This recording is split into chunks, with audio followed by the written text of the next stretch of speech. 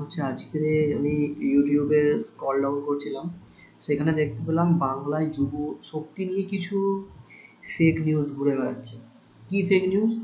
আপনারা স্ক্রিনের ওপরে দেখতেই পাচ্ছেন আমার যে টেমপ্লেটটা আমি রেখেছি, বাংলায় যুব শক্তি ভার্সেস ফেক নিউজ। আসল সত্যটা কি, এটাই আমি বলবো বলে এসেছি। আজ কোনো জব নিউজ নিয়ে আসিনি। আমি এই চ্যানেলটা এইসব নিউজের জন্য বানাইনি, আমি শুধু বানিয়েছি জব আপডেট দেওয়ার জন্য। বাট আজকে আমার এটা নিয়ে আসতেই হলো, কারণ কিছু জায়গায় আমি দেখতে পাচ্ছি যে এরকম ফেক নিউজ চলছে। ফেক নিউজটা কি? ফেক নিউজটা হচ্ছে, আমি যদি দেখি যে বর্তমানে যে পার্টি আছে, মানে বিজেপি পার্টি রাজত্ব করছে,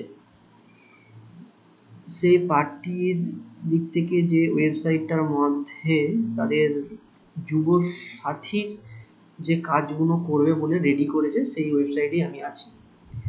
আমি যেটা দেখতে পাচ্ছি, এখানে আমাদের যে অনারেবল সিএম আছে তার ছবি দিয়ে একটি ওয়েবসাইট বানানো হয়েছে, বাট এখানে কিন্তু কোনো অ্যাপ্লিকেশান সাবমিট বা অ্যাপ্লিকেশান স্ট্যাটাস কিন্তু এই মুহূর্তে করা যাচ্ছে না। এখানে কিন্তু application submission close because of আগের ফেব্রুয়ারি মাসে যখন টিএমসি সরকার ছিল, যখন যুব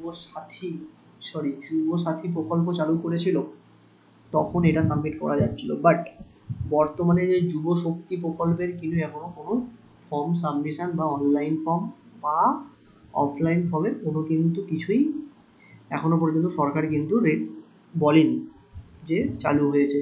কিন্তু বর্তমান দিনে কিছু ওয়েবসাইট আছে, কিছু ইউটিউবার আছে যারা কিনা বলছে যে অ্যাপ্লিকেশান নাকি শুরু হয়ে গিয়েছে, অ্যাপ্লিকেশান নাকি হচ্ছে। এগুলো সম্পূর্ণ ভুয়ো খবর। কারণ আমি এটা অফিসিয়াল ওয়েবসাইটে আছে, আমি যদি দেখি, আমি অ্যাপ্লিকেশান সাবমিটের অপশনে যাই, তাহলে কিন্তু আমার অ্যাপ্লিকেশান সাবমিট করতে দিচ্ছে না, বা ফর্ম ফিল আপের কোনো কিন্তু অপশান নেই। তো আপনারা এই ভুয়ো ভিডিওর ফাঁদে পা দেবেন না, ফার্স্ট অফ অল। সেকেন্ড, আমাদের যে মুখ্যমন্ত্রী আছে সে কিন্তু এখনও বলেনি যে আমরা যুবশক্তি প্রকল্প চালু করছি, রাইট? তো যখন অফিসিয়ালি ওয়েবসাইটে পাবলিশ করবে, অফিসিয়ালি নোটিফিকেশান বেরোবে, আপনারা তখনই বিশ্বাস করুন। কারণ এখানে যেটা দেখতে পাচ্ছেন, বাংলা হাট, যে আমি ওদের যে পেজে আছি বা ওদের যে আমাদের ওয়েবসাইট আছে সেখানে আছি, সেখানে কিন্তু ওরা কোথাও লেখিনি যে চালু হয়ে গিয়েছে বা এরকম কিছু। এখানে লিখেছে হতে চলেছে, লাইন টু বি নোটেড, হতে চলেছে। ওরা কিন্তু কোনো ডেট বলেনি, কোনো মাসের নাম উল্লেখ করেনি। কিন্তু অনেক ইউটিউবার আছে যারা মাসের নাম পর্যন্ত বলে দিচ্ছে যে এই মাসে চালু হবে। অতএব আপনারা একটু দেখুন, এরমভাবে ভুলভাল জায়গায় ওয়েবসাইটে ঢুকে ফর্ম ফিল আপ করে দেবেন না। কারণ এই প্রকল্পের নামে অনেক ওয়েবসাইট এখানে লঞ্চ হয়েছে, আপনারা দেখতেই পাচ্ছেন। দেখুন, এই একটা ওয়েবসাইট আছে, এই ওয়েবসাইটটা আপনি পাবেন।